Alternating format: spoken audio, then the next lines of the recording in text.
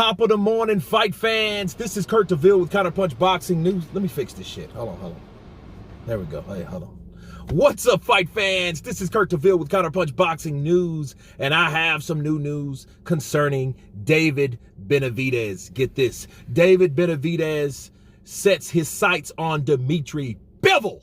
He says, have you seen us spar? I love it. He says, I actually do want to fight Beterviev or Beterviev or Beterviev and Bivol. After I am done at 168, I'm going up to 175. This is the first fight that I want. I want Bivol at 175. I'm very excited. Have you seen us sparring sessions? We had some great sparring sessions. He is a great dude and he is a great boxer, but I am very competitive. I really want to be the best. When I was young and fat, everybody said that I wasn't going to be nothing. That is where my fighting spirit comes from. Wow. Listen, I'm liking babe. Look, I can't say anything bad about David, bro. David Benavidez, he may or may not be the new face of boxing in the higher level. Okay, you have certain tiers of people that were the shit. You know what I'm saying? Like, for example, like Pacquiao at 122, then 126, then you had the Prince there and he was short-lived. Then Pacquiao kept moving up and moving up. You had him. And then in the middleweight division, you had guys like Roy Jones was still there. By that time, he was starting to get knocked out. But then you still had Oscar De La Hoya and Sugar Shane Mosley, then Floyd Mayweather. You know what I mean? And then like up in middleweight, you had Bernard Hopkins, way back in the day. And I'm talking about the early 2000s, 2002, 2003, 2001 when he was knocking out Trinidad, and you had those guys.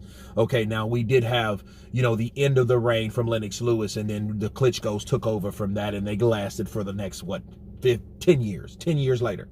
Okay, so I think David Benavidez is going to be that guy, or he's striving to be that guy. He's striving to be the best. And I like the whole idea that he's just not, his sights just setting on Canelo. Because a lot of people do that shit, and it's sickening. It gets so old because it's so redundant by this time, because you have all these fighters are just waiting and they're waiting and nothing gets really done. They're just talking and just capping, and Canelo has done really enough to really retire, and he says, boxing is my life.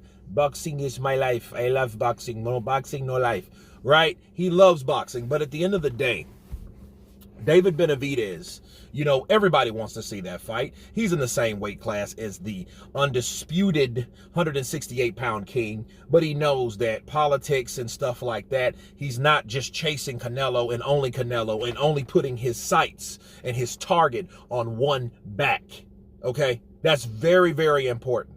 And that's the problem Errol Spence had when he was only wanting Keith Thurman at 147, okay? David Benavidez is like, okay, 168, it's okay. Okay, but I know I can compete at 175. I'm fucking 6 foot tall. So, yes, I can go to 175. Yes, he sparred with Dmitry Bivol. Yes, it was very competitive. Yes, I love the sparring wars that I saw between the two. I don't think that he just got the better of Bivol. No, I don't. I think it was competitive. Like you read, I am very competitive. He didn't say I went in there and I trashed Bivol. He said Bivol's a great fighter, but I'm very competitive. Okay, so you have to look at that for what it is and understand that he's up for the challenge.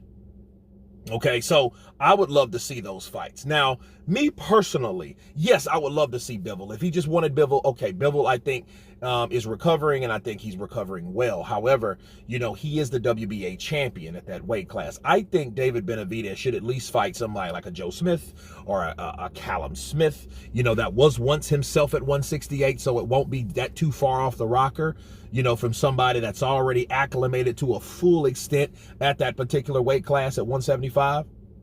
So I would suggest him fighting someone like that first, and then take on someone like Bivol to see how it feels, see how the punch feels, see how the weight feels, see if he's faster, see if he's stronger. Was he really starching himself to stay at 168? Those type of things will be answered once he goes to 175. Okay, so I like that idea, and I like the mindset, the warriorship of David Benavidez. I love it. because he said, hey, I'll take Bivol or Beterviev. And see, Beterviev is a guy, I think what's going to eventually be his enemy. It's not the straddles and the duels of the grit of war. I think it's his age. His age and father time will defeat anybody at a certain point, unless he's an alien. However, and I will say this, I do believe Beterviev has about 2 or 3 good years left. Why do I say that? It's because of how he was raised and the way he lives his life. Okay, those Russian Muslims are no joke, bro. Nurmagomedov, sound familiar? Those guys, they take their training seriously. They don't just train to sit around and relax. They train, and then they put the prayer and, in the spirituality and the good living and the rest and all that behind it, good eating behind it. Okay, so yeah, it's a way of life with those. You don't see them getting trashed because they don't believe in that. You know what I'm saying? So like fighting someone that comes at you like that, David Benavidez is going to have to stop someone like Beterviev. It's two totally different fights. But he wants those guys at that weight class. Of course, why wouldn't he want the unified champion of the world, which is Beterviev? Artur Beterviev is unified.